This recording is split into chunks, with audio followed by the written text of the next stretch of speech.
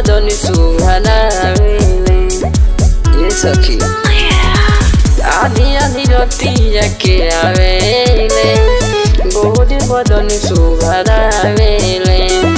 जहिया से सैया हमार तू डले पलंगिया तहिया से मीठा मीठा बथेला कमरिया तहिया से सैया हमार तू डले पलंगिया तहिया से मीठा मीठा बथेला बदनिया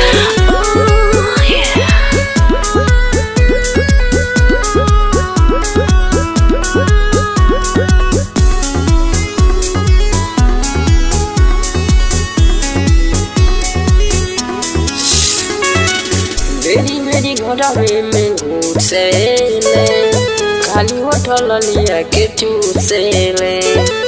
खाली होठल लिया के चूसेले मेरी मेरी घोड़ावे में घुसेले खाली होठल लिया के चूसेले आधी आधी रतिया में खोल के बटमिया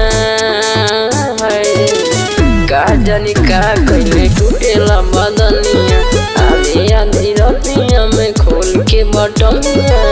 का जाने का कइले टूटेला बदनिया का जाने का कइले टूटेला बदनिया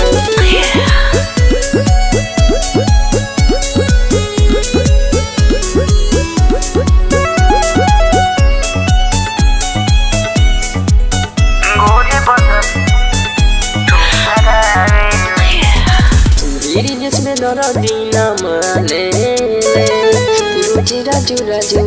फाने ले सखी जिसमें दरदीना माने ले रुचि राजू राजू फाने ले अब नहीं सुत कबो कमलेश के सनिया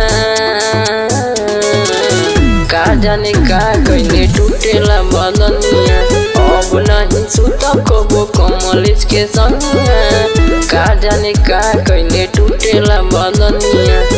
का जाने का कइले बथेला कमरिया।